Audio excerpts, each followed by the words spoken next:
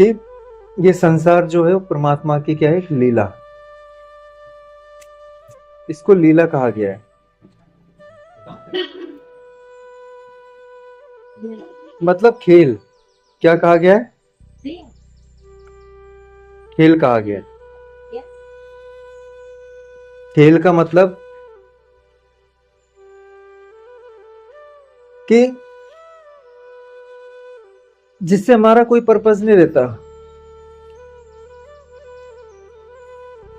मतलब खेल एक ऐसा होता है कि जिसमें हम जुड़ते नहीं हैं। खेल लिया, छोड़ दिया, बस हो गया, है ना। ये तो नहीं कि खेल को हम बिल्कुल पर्सनली ले लें अपनी जिंदगी में, है ना, कि यार नहीं। तो खेल, इसके पीछे परमात्मा का कोई भी कारण नहीं है। दुनिया रचने के पीछे सिर्फ एक खेल चल रहा है बस, और सब खेल रहे हैं उस खेल में। सब खेल रहे हैं दुनिया में। कोई मियाँ बीवी का खेल खेल रहा है, कोई बेटा, कोई बाप, कोई भाई, कोई बंधु, कोई लड़का, कोई लड़की, है ना, कोई गाय, कोई भैंस, पेड़ पौधे, ये सब खेल ही है। ठीक है। परमात्मा का इससे कोई पर्सनल अपना लगाव नहीं है।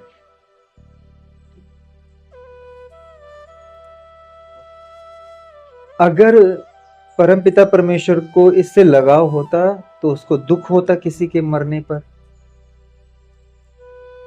उसको दुख होता किसी के दुखी रहने पर, उसको दुख होता कि पूरा त्रेता युग समाप्त हो गया, उसको दुख होता कि पूरा महाभारत की लड़ाई छिड़ गई, उसको दुख होता कि दो भाई भाई आपस में ही लड़ रहे हैं, है ना। उसको दुख होता है इस बात का। लेकिन वो क्या कहता है कि धर्म की अधर्म पर विजय है। सीधी सी बात।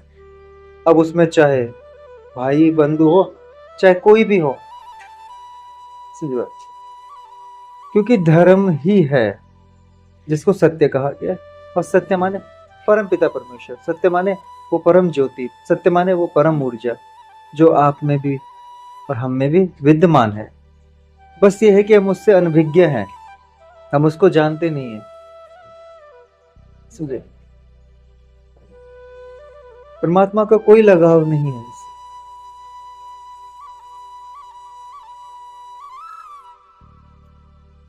अब उसका देखो ये खेल। अब जैसे मान लो कि अभी क्रिकेट मैच चल रहा था ना, तो देखो अब लोग जो देखते हैं ना वो किस टाइप से देखते हैं।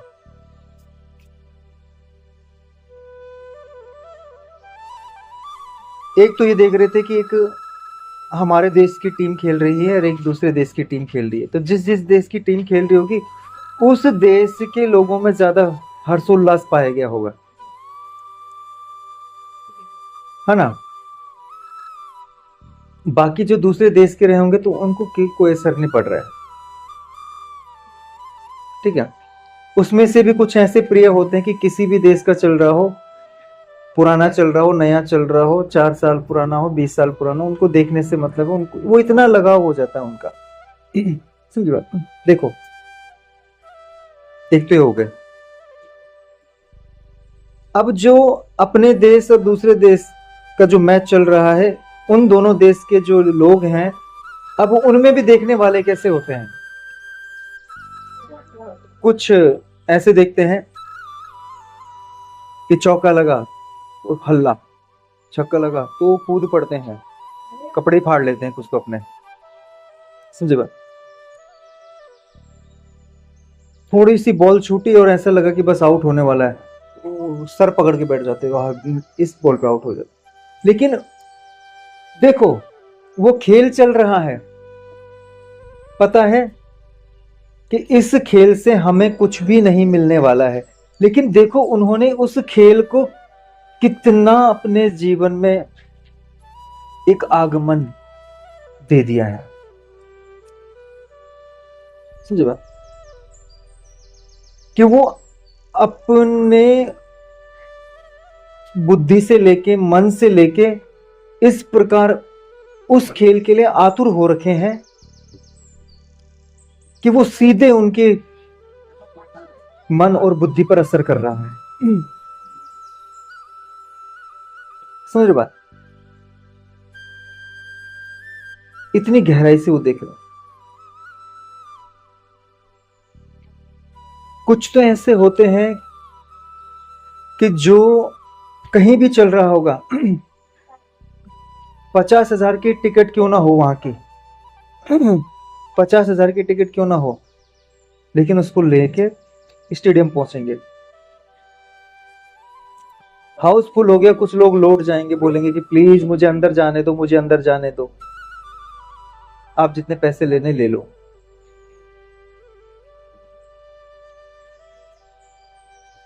एक खेल ही तो है ना, लेकिन उस खेल का अपने पर कितना असर डाल दिया उन्होंने। कुछ ऐसे होते हैं कि 50,000 की एलईडी घर पे लगा रखी, बिल्कुल दीवार के बराबर, और गलती से अगर उनकी देश की टीम हार जाती है तो वो उसको ही फोड़ देते हैं।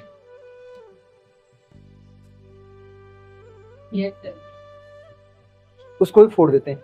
मतलब उस उन्होंने अपने पे मतलब उस खेल को इतना पर्सनली ले लिया कि अपना ही नुकसान कर दिया, है कि नहीं?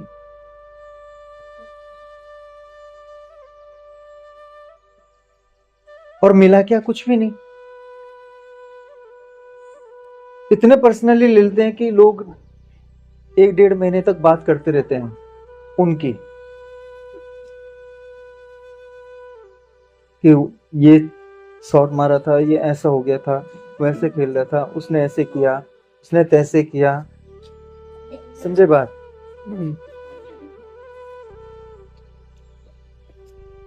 समझो कि उन्होंने ऐसे कर दिया। लेकिन अब देखो उस खेल का उनको कुछ मिल रहा है, लेकिन उनका जा रहा है बहुत कुछ।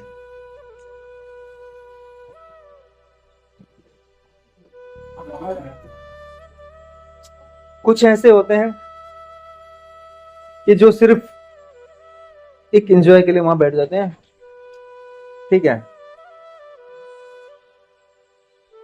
उनको ज्यादा उछल कूद करने की जरूरत नहीं होती, वो देखते रहते हैं तो अच्छा खेल रहा है, बढ़िया है, क्या बात। समझी बात? उनको प्लेयर से लेना देना होता है कि इसने बहुत अच्छा किया, बड़ा अच्छा है, ये है वो है।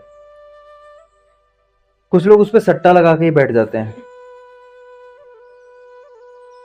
उनके वहां पैसे डूबे। बहुत कम ऐसे होते हैं कि जो सिर्फ ये देखते हैं कि कौन, कि हम, उनको ये रहता है कि हमारा देश जीत जाए, और वो बस ये सुन लेते हैं कि हमारा देश जीत गया और देख भी लिया, बोलते चलो बढ़िया है, इतना तक सीमित है उनका। कुछ ऐसे होते हैं कि कोई सा भी देश जीते, ठीक है, उन्हें पता भी चल गया, उनको नहीं लेना देना कुछ। समझे बात? वही है, कुछ लेना देना नहीं। जीत गया, जीत गया, ठीक है, हार गया, हार गया, मुझे क्या। तो इसी प्रकार हमारा ये खेल चल रहा है इस संसार में। हम जैसे परिवार मिल गया, माता पिता मिल गए, भाई बंधु मिल गए, बीवी बच्चे मिल गए,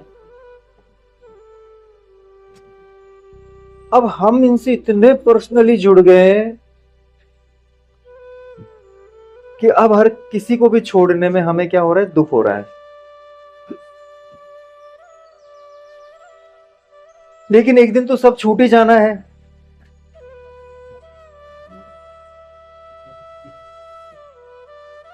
तो वो दुख या वो सुख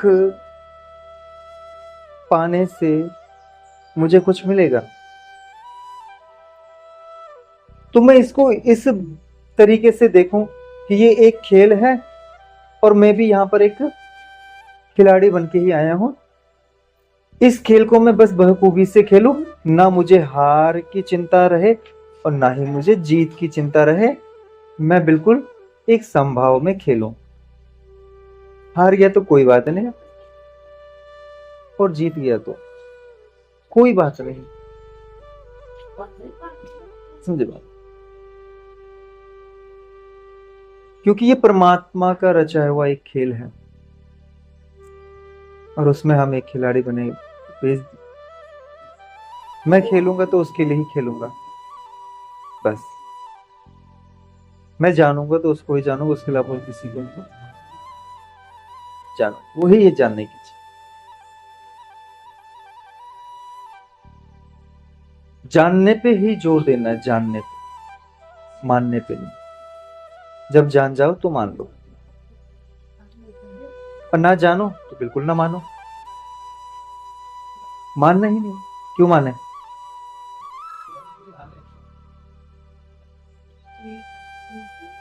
समझे? ऐसी खेल रचा हुआ है। वो परम पिता परमेश्वर हमारे अंतःकरण में ही विद्यमान है। आप धीरे धीरे धीरे धीरे धीरे धीरे जैसे जैसे उसमें घुलते रहते हो, घुलते रहते हो, घुलते रहते हो, तो तब आप अपनी चेतन शक्ति के अनुसार जीना शुरू कर देते हो। पहले मन और बुद्धि के हिसाब से जिंदगी चलती है, लेकिन जब हम परमपिता परमेश्वर को जान जाते हैं और ध्यान साधना के माध्यम से हम जब उससे और गहराई में जुड़ जाते हैं, तो जुड़ने के पश्चात क्या हुआ कि अब विवेकपूर्ण हमारी जिंदगी चलेगी, चेतन शक्ति के अनुसार हमारी जिंदगी चलेगी।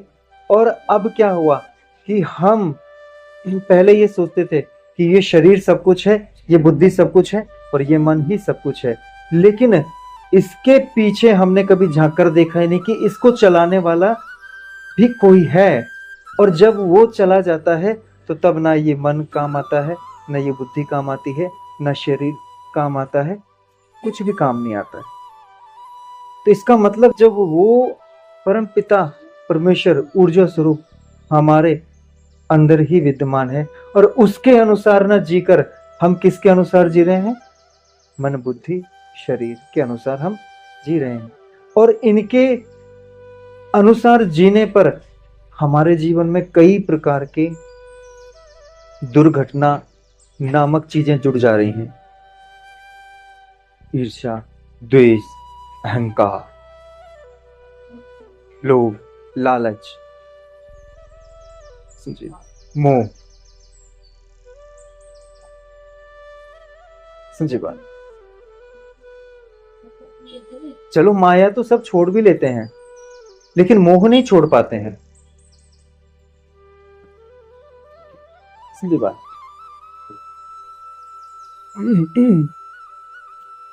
जैसे किसी ने अपने बच्चे को छोड़ दिया, तो उसने शारीरिक रूप पर छोड़ा है, लेकिन वो मोह कहीं ना कहीं उसके अंदर है। हाँ मेरा बेटा, हाँ मेरा बेटा। सिर्फ शरीर रूप से एक दूसरे से दूर है, लेकिन अंदर वो मोह बना हुआ है, तो मोह नहीं छोड़ता जल्दी। समझे बात? अब ये शरीर मन बुद्धि के तल पर ये सारी की सारी चीजों ने हमें क्या कर दिया? घेर लिया है। लेकिन जैसे ही हम आत्मा के तल पर स्थिर होकर स्वयं को जागृत करके और स्वयं में जीना शुरू कर देते हैं, तो उसके पश्चात हम आत्मा के अनुसार जीते हैं, जो इस पूरे ब्रह्मांड को चला रही है, जो इस पूरे कायनात को चला रही है। जब उसके अनुसार जीना सीख जाओगे तो फिर सारी कायनात तुम्हारी ना। इसलिए जितना हो हमें क्या करना है, आत्मा के तल पर आना है, परमात्मा के साथ जुड़ना है। समझ बात? ये एक शक्ति स्वरूपा है पूरा। समझ बात?